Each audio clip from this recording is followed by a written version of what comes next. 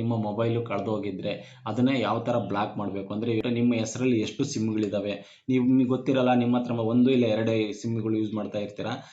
ಕೆಲವೊಂದು ಸಲ ಏನಾಗಿರುತ್ತೆ, ನಿಮ್ಮ ಹತ್ರ ಟೋಟಲಿ ನಿಮ್ಮ ಹೆಸರಲ್ಲಿ ನಿಮ್ಮ ಆಧಾರ್ ಕಾರ್ಡಲ್ಲಿ ಏನೇನು ಸಿಮ್ಗಳು ತೊಗೊಂಡಿರ್ತೀರ ಆ ಸಿಮ್ಮು ಇನ್ನೂ ಆಕ್ಟಿವ್ ಆಗಿರ್ತವೆ, ಬೇರೆಯವ್ರು ಯೂಸ್ ಮಾಡ್ತಾ ಇರ್ತಾರೆ. ನಮಸ್ಕಾರ ಸ್ನೇಹಿತರೆ, ಪ್ರಕಾಶ್ ಕನ್ನಡಿಗ ಯೂಟ್ಯೂಬ್ ಚಾನಲ್ಗೆ ತಮ್ಮೆಲ್ಲರಿಗೂ ಸುಸ್ವಾಗತ. ನಾನು ಇವತ್ತು ಸಂಚಾರ್ ಸಾಥಿ ಅಪ್ಲಿಕೇಶನ್ ಬಗ್ಗೆ ಇವತ್ತು ಎಲ್ಲ A to Z ಮಾಹಿತಿ ಕೊಡ್ತೀನಿ. ಇದು ಸೆಂಟ್ರಲ್ ಗೌರ್ಮೆಂಟ್ ಕಡೆಯಿಂದ ಬಿಡುಗಡೆ ಮಾಡಿರೋ ಒಂದು ಅಪ್ಲಿಕೇಶನು. ಈಗೇನಾದರೂ ಹೊಸ ಮೊಬೈಲ್ ತೊಗೋತೀನಿ ಅಂದರೆ ಅದಕ್ಕೂ ಡಿಫಾಲ್ಟ್ ಆಗಿ ಕ್ರಿಯೇಟ್ ಮಾಡಿ ಬಿಡಬೇಕಂತ ಹೇಳ್ಬಿಟ್ಟು ಸೆಂಟ್ರಲ್ ಗೌರ್ಮೆಂಟ್ ನೋಡ್ತಾ ಇದೆ. ಈ ಥರ ಅಪ್ಲಿಕೇಶನ್ ಏನಾದರೂ ಡಿಫಾಲ್ಟ್ ಆಗಿ ಮೊಬೈಲ್ಗಳಿಗೆ ಇನ್ಸ್ಟಾಲ್ ಆಗಿಬಿಟ್ಟು ಬಂದರೆ ಇದು ತುಂಬ ಎಷ್ಟೋ ಸಾವಿರ ಲಕ್ಷಗಳ ಕೇಸ್ಗಳು ಅಂದರೆ ಸೈಬರ್ ಕ್ರೈಮ್ ಆಗಿರ್ಬೋದು, ಸ್ಕ್ಯಾಮ್ ಆಗಿರ್ಬೋದು ಸ್ಟಾಪ್ ಆಗುತ್ತೆ. ಈಗ ಆಲ್ರೆಡಿ ಈ ಅಪ್ಲಿಕೇಶನ್ ಬಿಟ್ಟು ತುಂಬ ದಿವಸ ಆಗೈತೆ, ಅಷ್ಟೋ ಜನಕ್ಕೆ ಈ ಒಂದು ಮಾಹಿತಿ ಗೊತ್ತಿಲ್ಲ. ಅದಕ್ಕೋಸ್ಕರ ಈ ಒಂದು ವಿಡಿಯೋನ ನಿಮ್ಮ ಫ್ಯಾಮಿಲಿ ಆಗಿರ್ಬೋದು, ಮೇಯ್ನ್ ಆಗಿ ಅಕ್ಕ ತಂಗಿ ಅಮ್ಮ ಯಾರು ಇರ್ತಾರೋ ಅವ್ರಿಗೆ ಈ ಒಂದು ವಿಡಿಯೋನ ಶೇರ್ ಮಾಡಿ. ಅದಾದಮೇಲೆ ನಿಮ್ಮ ಫ್ರೆಂಡ್ಸ್ಗಳಿಗೂ ಕೂಡ ಶೇರ್ ಮಾಡಿ. ಈ ಒಂದು ವಿಡಿಯೋ ತುಂಬ ಯೂಸ್ಫುಲ್ ಆಗುತ್ತೆ. ಯಾಕಂದರೆ ನಾನು ಇವತ್ತು ಸಂಚಾರ್ ಸಾಥಿ ಅಪ್ಲಿಕೇಶನ್ ಸೆಂಟ್ರಲ್ ಗೌರ್ಮೆಂಟ್ ಕಡೆಯಿಂದ ಬಿಟ್ಟಿರೋ ಸಂಚಾರ್ ಸಾಥಿ ಅಪ್ಲಿಕೇಶನ್ ಬಗ್ಗೆ ಮಾಹಿತಿ ಕೊಡ್ತೀನಿ.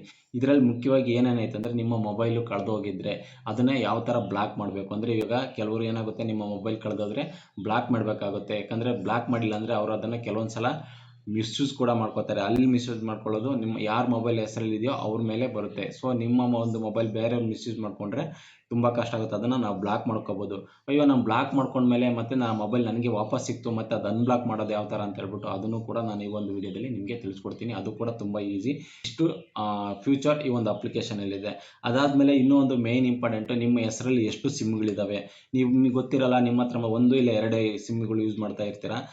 ಕೆಲವೊಂದು ಸಲ ಏನಾಗಿರುತ್ತೆ, ನಿಮ್ಮ ಹತ್ರ ಟೋಟಲಿ ನಿಮ್ಮ ಹೆಸರಲ್ಲಿ ನಿಮ್ಮ ಆಧಾರ್ ಕಾರ್ಡಲ್ಲಿ ಏನೇನು ಸಿಮ್ಗಳು ತೊಗೊಂಡಿರ್ತೀರ ಆ ಸಿಮ್ಮು ಇನ್ನೂ ಆಕ್ಟಿವ್ ಆಗಿರ್ತವೆ, ಬೇರೆಯವ್ರು ಯೂಸ್ ಮಾಡ್ತಾ ಇರ್ತಾರೆ, ಅದು ನಿಮಗೆ ಗೊತ್ತಿರಲ್ಲ. ಸೊ ಆ ಒಂದು ನಂಬರ್ಗಳನ್ನ ಈ ಒಂದು ಅಪ್ಲಿಕೇಶನಲ್ಲಿ ತಿಳ್ಕೊಂಡು ನೀವು ಯೂಸ್ ಮಾಡ್ತಾ ಇಲ್ಲ ಅಂದರೆ ಆ ಒಂದು ಮೊಬೈಲ್ ನಂಬರ್ನ ಬ್ಲಾಕ್ ಮಾಡಿಸ್ಕೋಬೋದು. ಅದಾದಮೇಲೆ ಏನಾದರೂ ಕಮ್ಯುನಿಕೇಷನ್ ಏನಾದರೂ ನಿಮಗೆ ಏನಾದರೂ ಸ್ಕ್ಯಾಮ್ ಕಮ್ಯುನಿಕೇಷನ್ ಏನಾದರೂ ಆಯಿತು, ಈಗ ಕೆಲವೊಂದು ಸಲ ಕಾಲ್ ಮಾಡಿಬಿಟ್ಟು ಸ್ಕ್ಯಾಮ್ ಥರ ಮಾತಾಡ್ತಾರೆ, ಕೆಲವೊಂದು ಟೆಕ್ಸ್ಟ್ ಮೆಸೇಜ್ ಮಾಡ್ತಾರೆ, ಇಲ್ಲಾಂದರೆ ವಾಟ್ಸಪ್ಪಲ್ಲಿ ಮೆಸೇಜ್ ಮಾಡ್ತಾರೆ, ಕೆಲವೊಂದು ಅಪ್ಲಿಕೇಶನ್ ಕಳಿಸ್ಬಿಟ್ಟು ಈ ಒಂದು ಅಪ್ಲಿಕೇಶನ್ ಡೌನ್ಲೋಡ್ ಮಾಡ್ಕೊಳ್ಳಿ ಅಂತ ಹೇಳ್ತಾರೆ. ಈ ಅಪ್ಲಿಕೇಶನ್ ಡೌನ್ಲೋಡ್ ಮಾಡ್ಕೊಂಡಿದ್ದ ತಕ್ಷಣ ನೀವಲ್ಲಿ ನಿಮ್ಮ ಒಂದು ಇನ್ಫಾರ್ಮೇಷನ್ ಡಾಟಾ ಲೀಕ್ ಆಗ್ತಾ ಇರುತ್ತೆ, ಇಲ್ಲಾಂದರೆ ನಿಮ್ಮ ಬ್ಯಾಂಕ್ ಬ್ಯಾಲೆನ್ಸಲ್ಲಿರೋ ಅಮೌಂಟು ಡೆಬಿಟ್ ಆಗ್ತಾ ಇರುತ್ತೆ. ಸೊ ಈ ಥರ ಆಗಬಾರ್ದು ಅಂದರೆ ಇದಕ್ಕೆ ನಾವು ಕೇರ್ಫುಲ್ಲಾಗಿ ಇದರಲ್ಲಿ ಸ್ಕ್ಯಾಮ್ ಕಮ್ಯುನಿಕೇಷನ್ ಮಾಡಿದ್ರೆ ಇಮ್ಮಿಡಿಯೇಟ್ ಕಂಪ್ಲೇಂಟ್ನ ರಿಜಿಸ್ಟರ್ ಮಾಡ್ಕೋಬೋದು. ನೀವು ಕಂಪ್ಲೇಂಟ್ ರಿಜಿಸ್ಟರ್ ಮಾಡಿದರೆ ಇದ್ರ ಬಗ್ಗೆ ಸ್ಟೇಟಸ್ ತಿಳ್ಕೊಳ್ಳೋದು ಹೇಗೆ, ಏನಾಯಿತು ಅಂತ ಹೇಳ್ಬಿಟ್ಟು ತಿಳ್ಕೊಳ್ಳೋದು ಹೇಗೆ, ಅದು ಕೂಡ ಈ ಒಂದು ಅಪ್ಲಿಕೇಶನಲ್ಲಿ ಇದೆ. ಅದು ಪ್ರತಿಯೊಂದು ಒಂದು ವಿಡಿಯೋದಲ್ಲಿ ನಿಮಗೆ ತಿಳಿಸ್ಕೊಡ್ತೀನಿ. ಓಕೆ, ಅದಕ್ಕೋಸ್ಕರ ಹೇಳ್ತಾ ಇದ್ದೀನಿ, ಈ ಒಂದು ವಿಡಿಯೋ ನಿಮ್ಮ ಫ್ಯಾಮಿಲಿ ಫ್ರೆಂಡ್ಸ್ಗೆ ಪ್ರತಿಯೊಬ್ಬರಿಗೂ ಶೇರ್ ಮಾಡಿ. ಇದು ತುಂಬ ಜನಕ್ಕೆ ಯೂಸ್ ಆಗುತ್ತೆ. ಓಕೆ ಫ್ರೆಂಡ್ಸ್, ಈ ಒಂದು ವಿಡಿಯೋ ನೋಡೋಕ್ಕೂ ಮುಂಚೆ ನಮ್ಮ ಚಾನಲ್ನ ಇನ್ನೂ ಸಬ್ಸ್ಕ್ರೈಬ್ ಆಗಿಲ್ಲ ಅಂದರೆ ದಯವಿಟ್ಟು ಸಬ್ಸ್ಕ್ರೈಬ್ ಮಾಡ್ಕೊಳ್ಳಿ. ಓಕೆ ಫ್ರೆಂಡ್ಸ್, ನಾನಿವಾಗ ಈ ಒಂದು ಅಪ್ಲಿಕೇಶನ್ ಬಗ್ಗೆ ಮಾಹಿತಿ ಕೊಡ್ತೀನಿ.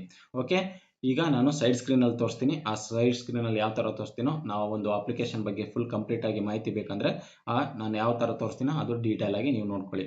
ಓಕೆ, ನಾನಿವಾಗ ಪ್ಲೇ ಸ್ಟೋರ್ ಹೋಗ್ಬಿಟ್ಟು ಆ ಒಂದು ಅಪ್ಲಿಕೇಶನ್ ಏನಿದೆ ಸಂಚಾರ್ ಸಾಥಿ, ನೀವು ಸೈಡ್ ಸ್ಕ್ರೀನಲ್ಲಿ ನೋಡ್ತಾ ಇರ್ಬೋದು, ಸಂಚಾರ್ ಸಾಥಿ ಅಂತ ಅಪ್ಲಿಕೇಶನ್ ಆಲ್ರೆಡಿ ನಾನು ಇನ್ಸ್ಟಾಲ್ ಮಾಡ್ಕೊಂಡಿದ್ದೀನಿ. ಓಕೆ, ನಾನು ಇಲ್ಲಿ ನೋಡ್ಬೋದು ಈ ಸಂಚಾರ್ ಸಾಥಿ ಅಪ್ಲಿಕೇಶನ್ ತೋರಿಸ್ತಾ ಇದ್ದೀನಲ್ಲ, ಅಪ್ಲಿಕೇಶನ್ ಇನ್ಸ್ಟಾಲ್ ಮಾಡ್ಕೊಂಡಿದ್ದೀನಿ. ನೀವು ಇನ್ಸ್ಟಾಲ್ ಮಾಡ್ಕೊಳ್ಳಿ. ಅದಾದಮೇಲೆ ಓಪನ್ ಅಂತ ಕಾಣುತ್ತಲ್ಲ, ಅದರ ಮೇಲೆ ಟಚ್ ಕೊಡ್ತೀನಿ.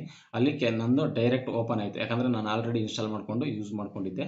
ಸೊ ನಿಮಗೆ ತೋರಿಸೋದಕ್ಕೋಸ್ಕರ ನಾನು ಬ್ಯಾಕ್ ಬಂದಿದ್ದೀನಿ. ಅಲ್ಲಿ ಪರ್ಮಿಷನ್ ಕೇಳುತ್ತೆ, ಪರ್ಮಿಷನ್ ಕೊಟ್ಟಮೇಲೆ ನೀವು ಅಲೋ ಕೊಡಿ. ಅದಾದಮೇಲೆ ನಿಮ್ದೇನಾದರೂ ಮೊಬೈಲ್ ನಂಬರ್ ಆಯಿತು ಇಲ್ಲ ನೇಮ್ ಆಯಿತು ಕೇಳಿದ್ರೆ ಕೊಡಿ.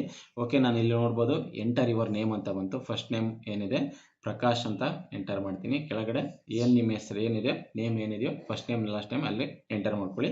ಅದಾದಮೇಲೆ ಇಲ್ಲಿ ನೋಡ್ಬೋದು ರಿಜಿಸ್ಟರ್ ಅಂತ ಕಾಣಿಸ್ತಾ ಇದೆಯಲ್ಲ, ಈ ರಿಜಿಸ್ಟರ್ ಮೇಲೆ ಟಚ್ ಕೊಡಿ. ಓಕೆ, ಅದಾದಮೇಲೆ ಅಲ್ಲಿ ನೋಡ್ಬೋದು ವೆರಿಫೈಯಿಂಗ್ ಸಿಮ್ ಕಾರ್ಡ್ ಅಂತ ಹೇಳ್ಬಿಟ್ಟು ಬರುತ್ತೆ. ನಿಮ್ಮ ಮೊಬೈಲ್ನಲ್ಲಿ ಏನು ಆಲ್ರೆಡಿ ಸಿಮ್ ಇದೆಯೋ ಅದು ಆಟೋಮೆಟಿಕ್ ಅದೇ ಡಿಟೆಕ್ಟ್ ಆಗಿ ಅದೇ ವೆರಿಫೈ ಆಗುತ್ತೆ. ನಿಮ್ಮ ಮೊಬೈಲ್ ಅಂದರೆ ಸಿಮ್ ನೋಡಿ, ಅಲ್ಲಿ ನೋಡ್ಬೋದು ಮೊಬೈಲ್ ನಂಬರ್ ಡಿಟೆಕ್ಟೆಡ್ ಸಕ್ಸಸ್ಫುಲಿ ಅಂತ ಹೇಳ್ಬಿಟ್ಟು ಬಂತು. Okay, if you have other active mobile number in the device, please register by clicking menu register status register other number ಅಂತ ಇರುತ್ತೆ. ಸೊ ನೀವು ಅದರ್ ಮೊಬೈಲ್ ನಂಬರ್ ಕೂಡ ರಿಜಿಸ್ಟರ್ ಮಾಡಿಕೊಂಡು ನೀವು ಚೆಕ್ ಮಾಡ್ಕೋಬೋದು. ಇದಾದ್ಮೇಲೆ ನೋಡ್ಬೋದು, ಈ ಪ್ರೊಸೆಸ್ ಆದಮೇಲೆ ಇಲ್ಲಿ ಕೆಳಗಡೆ ಓಕೆ ಅಂತ ಕೊಡಿ. ಇವಾಗ 5 ಆಪ್ಷನ್ ಕೊಟ್ಟಿದ್ದಾರಲ್ಲ, 5 ಆಪ್ಷನನ್ನು ಸ್ಟಾರ್ಟಿಂಗಿಂದ ತೋರಿಸ್ತೀನಿ. ಫಸ್ಟ್ ಆಪ್ಷನ್ ನೋಡ್ಬೋದು cheques report suspected fraud communication ಅಂತ ಇರುತ್ತೆ, ಅದರ ಮೇಲೆ ಟಚ್ ಕೊಡಿ. ಓಕೆ, ಅಲ್ಲಿ ನೋಡ್ಬೋದು ಇಲ್ಲಿ medium of suspected fraud communication ಅಂತ ಇರುತ್ತೆ. ಇದು ಏನಪ್ಪ ಅಂತಂದರೆ ನಿಮಗೆ ಕಾಲ್ ಮಾಡಿಬಿಟ್ಟು ಸ್ಕ್ಯಾಮ್ ಮಾಡೋಕ್ಕೆ ಟ್ರೈ ಮಾಡ್ತಾರೆ. ಇಲ್ಲಾಂದರೆ ಟೆಕ್ಸ್ಟ್ ಮೆಸೇಜ್ ಕಳಿಸ್ಬಿಟ್ಟು ಅದರಲ್ಲಿ ನಿಮಗೆ ಅಮೌಂಟ್ ಬಂದಿದೆ, ಇಲ್ಲಾಂದರೆ ಏನಾದರೂ ಲಿಂಕ್ ಕಳಿಸ್ಬಿಟ್ಟು ನಿಮಗೆ ಸ್ಕ್ಯಾಮ್ ಮಾಡೋಕ್ಕೆ ಟ್ರೈ ಮಾಡ್ತಾರೆ. ಇಲ್ಲ ವಾಟ್ಸಪ್ಪಲ್ಲಿ ಅಪ್ಲಿಕೇಶನ್ ಲಿಂಕ್ ಕಳಿಸ್ಬಿಟ್ಟು ನೀವು ಅಪ್ಲಿಕೇಶನ್ ಇನ್ಸ್ಟಾಲ್ ಮಾಡ್ತಿದ್ದಂಗೆ ನಿಮ್ಮದೊಂದು ಪರ್ಸ್ನಲ್ ಡಾಟಾ ಲೀಕ್ ಆಗ್ತಾ ಇರುತ್ತೆ. ಸೊ ಅಲ್ಲೂ ಕೂಡ ನಿಮಗೆ ಸ್ಕ್ಯಾಮ್ ಮಾಡೋಕ್ಕೆ ಟ್ರೈ ಮಾಡ್ತಾ ಇರ್ತಾರೆ.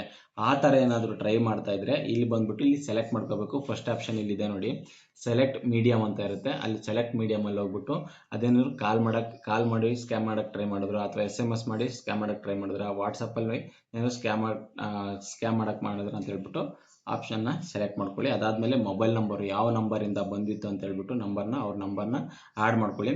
ಅದಾದಮೇಲೆ ಸಸ್ಪೆಕ್ಟೆಡ್ ಫ್ರಾಡ್ ಕಮ್ಯುನಿಕೇಷನ್ ಡೀಟೇಲ್ಸ್ ಅಂತ ಇರುತ್ತೆ.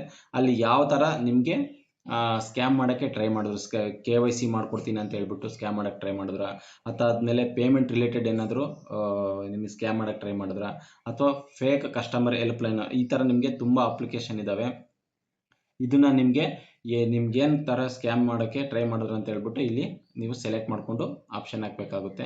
ಅವ್ರದ್ದೇನು ಪಿಕ್ ಆ್ಯನ್ ಇಮೇಜ್ ಅಂತ ಇರುತ್ತೆ. ಅವ್ರದ್ದು ಏನಾದರೂ ನಿಮಗೆ ಇನ್ಕಮಿಂಗ್ ಕಾಲ್ ಆಗಿರ್ಬೋದು, ಅಥವಾ ಟೆಕ್ಸ್ಟ್ ಮೆಸೇಜ್ ಆಗಿರ್ಬೋದು, ಅಥವಾ ವಾಟ್ಸಪ್ ಮೆಸೇಜ್ ಆಗಿರ್ಬೋದು, ಒಂದು ಸ್ಕ್ರೀನ್ಶಾಟ್ ತೊಗೊಂಡು ಇಲ್ಲಿ ನೋಡ್ಬೋದು ಪಿಕ್ ಆ್ಯನ್ ಇಮೇಜ್ ಅಂತ ಇದೆಯಲ್ಲ ಅಲ್ಲಿ ಅಪ್ಲೋಡ್ ಮಾಡ್ಕೊಳ್ಳಿ.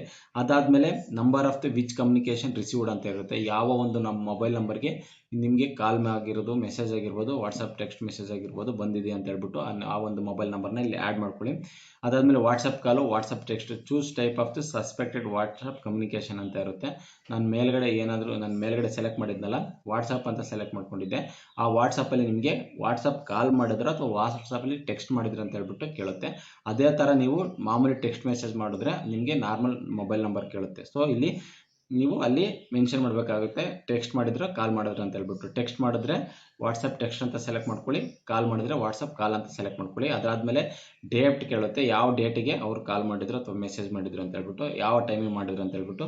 ಕಂಪ್ಲೇಂಟ್ ಡೀಟೇಲ್ಸು, ಅದು ಕಂಪ್ಲೇಂಟ್ ಡೀಟೇಲ್ಸ್ ನೀವೇನೇನು ಮಾತಾಡಿದ್ರಿ, ಯಾವ ಥರ ಸ್ಕ್ಯಾಮ್ ಆಯಿತು, ಆ ಸ್ಕ್ಯಾಮ್ ಮಾಡೋಕ್ಕೆ ಟ್ರೈ ಮಾಡಿದ್ರೆ ಅಥವಾ ಸ್ಕ್ಯಾಮ್ ಆಗಿದೆಯಾ ಅಂತ ಹೇಳ್ಬಿಟ್ಟು ಅಲ್ಲಿ ಮಾಹಿತಿ ನೀವು ಟೈಪ್ ಮಾಡಬೇಕಾಗುತ್ತೆ. ಕನ್ನಡದಲ್ಲೂ ಕೂಡ ಟೈಪ್ ಮಾಡ್ಕೋಬೋದು.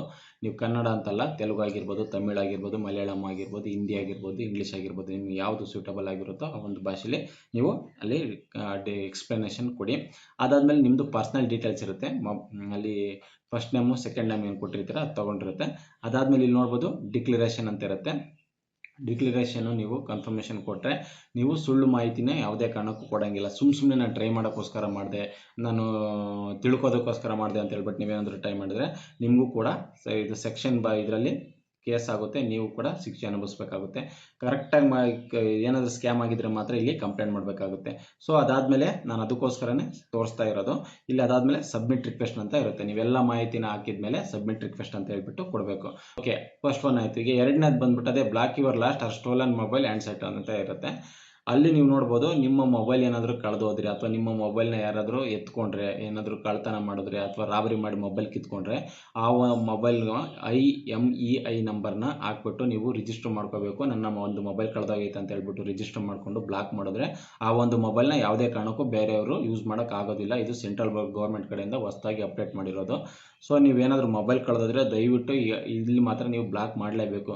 ನೀವು ಮೊಬೈಲ್ ಸಿಕ್ಕ ಮೇಲೆ ನಾನು ಏನು ಮಾಡಬೇಕು ಅಂತ ಹೇಳಿದ್ರೆ, ನಾನೇ ಬ್ಲಾಕ್ ಮಾಡಿದ್ದೀನಿ, ಮೊಬೈಲ್ ನನಗೆ ಸಿಕ್ಬಿಡ್ತು, ಮನೇಲೇ ಇತ್ತು ಅಂತ ಹೇಳ್ಬಿಟ್ಟು ಏನಾಗುತ್ತೆ ಅಲ್ಲಿ ಮೂರನೇ ಆಪ್ಷನ್ ಕೊಟ್ಟಿದ್ದಾರೆ ನೋಡಿ, ಅನ್ಬ್ಲಾಕ್ ಫೋನ್ ಮೊಬೈಲ್ ಅಂತ ಕೊಟ್ಟಿದ್ದಾರೆ. ಅದ್ರ ಮೇಲೆ ಟಚ್ ಕೊಟ್ಬಿಟ್ಟು IMEI ಅಂದರೆ ರಿಕ್ವೆಸ್ಟ್ ಐಡಿ, ಏನು ನೀವು ಕಂಪ್ಲೇಂಟ್ ಮಾಡಿರ್ತೀರೋ ಆ ರಿಕ್ವೆಸ್ಟ್ ಐಡಿ ನೀವು ಹಾಕ್ಬಿಟ್ಟು ಮೊಬೈಲ್ ನಂಬರ್ ಹಾಕ್ಬಿಟ್ಟು ಏನಕ್ಕೆ ರೀಸನ್ ಅಂದರೆ ಅನ್ಬ್ಲಾಕ್ ಏನಕ್ಕೆ ಮಾಡ್ತಾ ಇದ್ದೀರಿ ಅಂತ ಹೇಳ್ಬಿಟ್ಟು ರೀಸನ್ ಕೊಟ್ಬಿಟ್ಟು ಅದಾದಮೇಲೆ ಕೆಳಗಡೆ ಸಬ್ಮಿಟ್ ಅಂತ ಇದೆಯಲ್ಲ ಅಲ್ಲಿ ನೀವು ಅನ್ಬ್ಲಾಕ್ ಮಾಡ್ಕೋಬೋದು. ಓಕೆ, ಎರಡನೇ ಆಪ್ಷನ್ ಆಯಿತು. ಮೂರನೇ ಆಪ್ಷನ್ ಬಂದ್ಬಿಟ್ಟು no mobile connections in your name ಅಂತ ಇದೆ. ಅದ್ರ ಮೇಲೆ ಟಚ್ ಕೊಡ್ತೀನಿ ನೋಡಿ. ಅಲ್ಲಿ ನೋಡ್ಬೋದು ನೀವು ನಿಮ್ಮ ಒಂದು ಆಧಾರ್ ಕಾರ್ಡ್ ಲಿಂಕ್ ಆಗಿರೋ ನಂಬರು ನೀವು ಮೊಬೈಲಲ್ಲಿ ಹಾಕಿದ್ರೆ ಅದು ಆಟೋಮೆಟಿಕ್ ಆಗಿ ಡಿಟೆಕ್ಟ್ ಆಗುತ್ತೆ. ಅಲ್ಲಿ ನೋಡ್ತಾ ಇರ್ಬೋದು ನಂದು ಇವು ಫಸ್ಟು, ಸೆಕೆಂಡು, ಥರ್ಡು, ಫೋರ್ತು ಇಷ್ಟು ಸಿಮ್ ಇದ್ದಾವೆ. ನನ್ನ ಮೊಬೈಲಲ್ಲಿ ಇರೋದು 2 ಸಿಮ್ಮು, ಇನ್ನೂ 2 ಸಿಮ್ಮು ಯಾರು ಯೂಸ್ ಮಾಡ್ತಾ ಇದ್ದಾರೆ ಅಂತಲೂ ಗೊತ್ತಿಲ್ಲ. ಸೊ ಇವು 2 ಸಿಮ್ಮನ್ನ ನಾನು ಇವಾಗ ಇಲ್ಲಿ ಡಿಟೆಕ್ಟ್ ಮಾಡಿಕೊಂಡೆ. ಇವೆರಡು ಸಿಮ್ಮನ್ನ ನೀವು ಬ್ಲಾಕ್ ಮಾಡ್ಕೊಳ್ಳಿ. ಈಗ ನೀವು ನಿಮ್ಗೇನಾದರೂ ಗೊತ್ತಿದ್ದರೆ ಅಥವಾ ನಿಮ್ಗೆ ಗೊತ್ತಿರೋರು ಯೂಸ್ ಮಾಡ್ತಾಯಿದ್ರೆ ಏನೂ ತೊಂದರೆ ಇಲ್ಲ. ಅಕಸ್ಮಾತ್ ನಿಮ್ಗೆ ಯೂಸ್ ಮಾಡ್ತಿರೋ ನನಗೆ ಗೊತ್ತೇ ಇಲ್ಲ, ಅದು ಈ ಸಿಮ್ ನಂದಲ್ಲ ಅಂತ ಹೇಳಿದ್ರೆ ನೀವು ನಂದಲ್ಲ ಅಂತ ಹೇಳ್ಬಿಟ್ಟು ನಿಮಗೆ ನೀವೇ ವಾದ ಮಾಡ್ಕೋಬೇಕು. ಬಟ್ ಅದು ನಿಮ್ಮ ಹೆಸರಲ್ಲೇ ಓಡ್ತಾ ಇರುತ್ತೆ. ಸೊ ಇದು ನಂಬರ್ನ ನೀವು ಇಲ್ಲೇ ಬ್ಲಾಕ್ ಮಾಡ್ಕೋಬೋದು, ಇಲ್ಲ ಕಂಪ್ಲೇಂಟ್ ಕೂಡ ಮಾಡ್ಕೋಬೋದು, ಇಲ್ಲ ಏರ್ಟೆಲ್ ಆಗಿದ್ದರೆ ಏರ್ಟೆಲ್ ಆಫೀಸ್ಗೆ ಹೋಗ್ಬಿಟ್ಟು ಬ್ಲಾಕ್ ಮಾಡ್ಕೋಬೋದು. ಇದೇ ಥರ ಜಿಯೋ ಆಗಿರ್ಬೋದು, ಇಲ್ಲ VI ಏನೋ ಕಸ್ಟಮರ್ ಆಫೀಸ್ ನಂಬರ್ ಇರ್ತಾವೋ ಅವ್ರಿಗೆ ಡೈರೆಕ್ಟ್ ಕಾಲ್ ಮಾಡಿ ಬ್ಲಾಕ್ ಮಾಡಿಸ್ಬೋದು. ಇಲ್ಲಾಂದರೆ ಅವ್ರದ್ದು ಚಿಕ್ಕದಾಗಿ ಆಫೀಸ್ ಅಂಗಡಿಗಳು ಇರ್ತಾವಲ್ಲ ಅಲ್ಲಿಗೆ ಹೋಗ್ಬಿಟ್ಟು ನೀವು ಬ್ಲಾಕ್ ಮಾಡಿಸ್ಕೋಬೋದು. ಓಕೆ, ಇವಾಗ ನಿಮ್ಮ ಹೆಸರಲ್ಲಿ ಎಷ್ಟು ಸಿಮ್ಗಳಿದ್ದಾವೆ ಅಂತ ಹೇಳ್ಬಿಟ್ಟು ನಂಬರ್ ಮುಖಾಂತರ ನೀವು ತಿಳ್ಕೊಬೋದು.